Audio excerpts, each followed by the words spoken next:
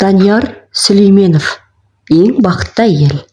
Әйел кісінің күйеуі алдындағы міндеттері. Бірінші, күйеуіне бағыну.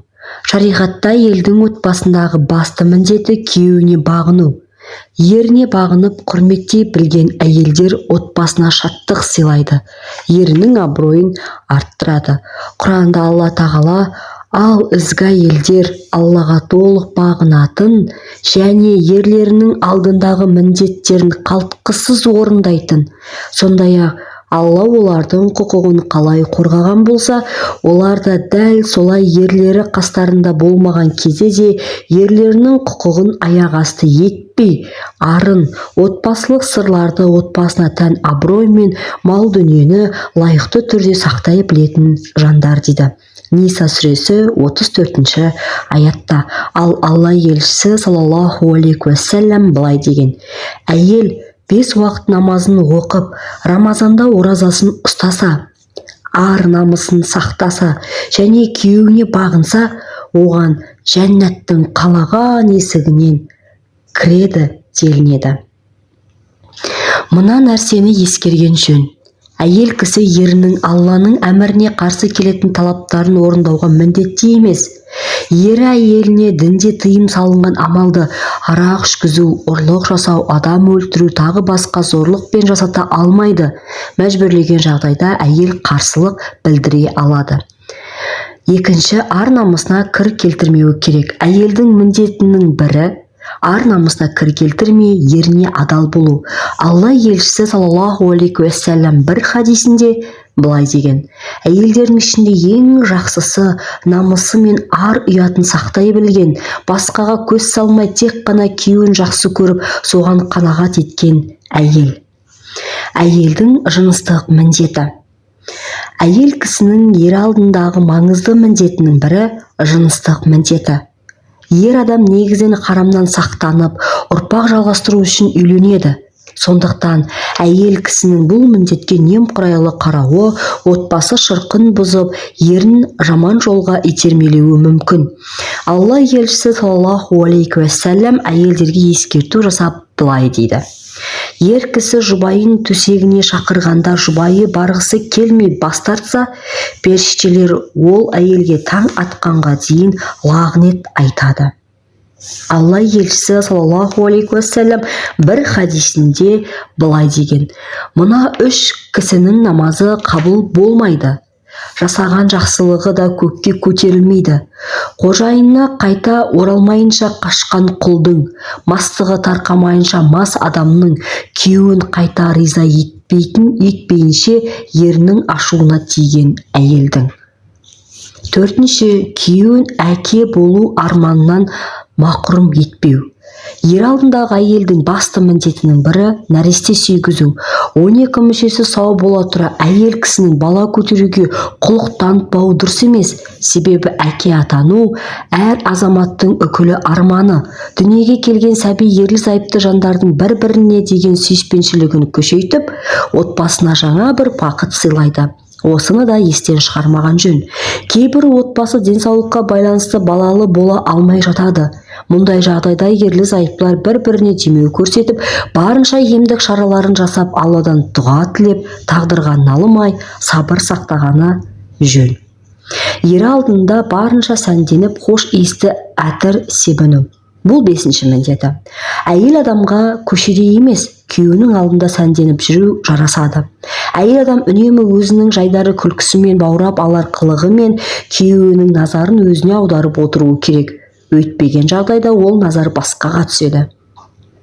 Колумбия университетінің ғалымдары 5000 ер азаматты тәжірибелік бақылаудан өткізіп, нәтижеде ажырасуға алып баратын 6 түрлі себепке тоқтаған. Соның ішіндегі бізге қажетті 2 себеп. Бірінші, тазалық пен күтіну.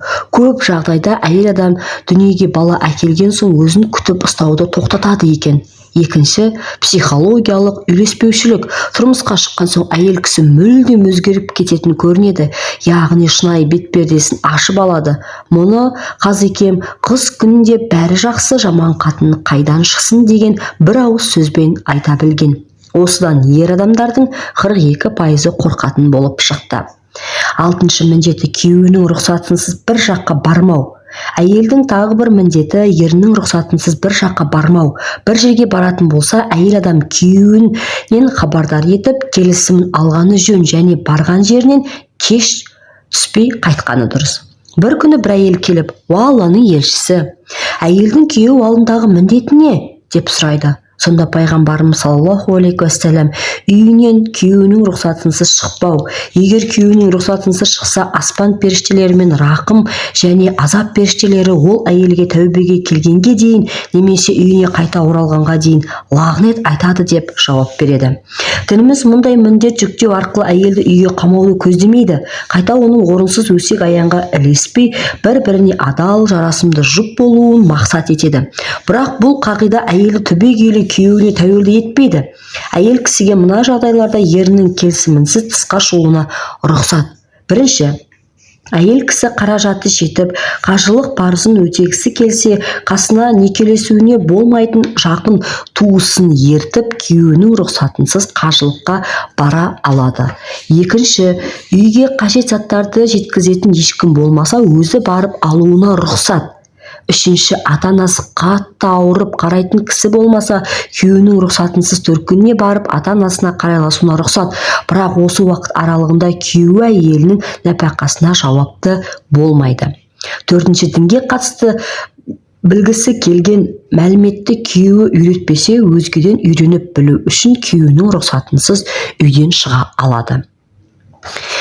Және тағы бір міндеті күйеуі ұнатпайтын адамдарды қонаққа шақырмау. Әйел міндетінің бірі күйеуінің рұқсатынсыз үйге ешкімді кіргізбеу.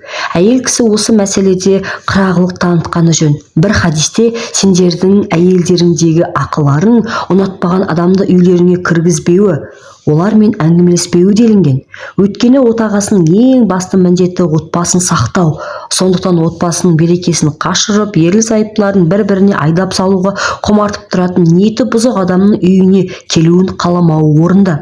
Жанұяда осы қағидаға мән берілмесе, бәле іздеген кейбіреу ортаға түсіп, сүттей үйіп отырған отбасының берекесін қашырып, ер мен әйелді бір-біріне айдап салуы мүмкін. Және тағы бір міндеттің бірі күйеуінің мал-мүлкіне ие болу. Әйел кісіге жүктелетін талаптың бірі ерінің мал-мүлкін асыра ысырап етпей үнемдеп ұстауы. Әйел өз табысының ерінің рұқсатынсыз жұмсай алады және қалаған адамына садақа немесе қарыз есебінде бере алады.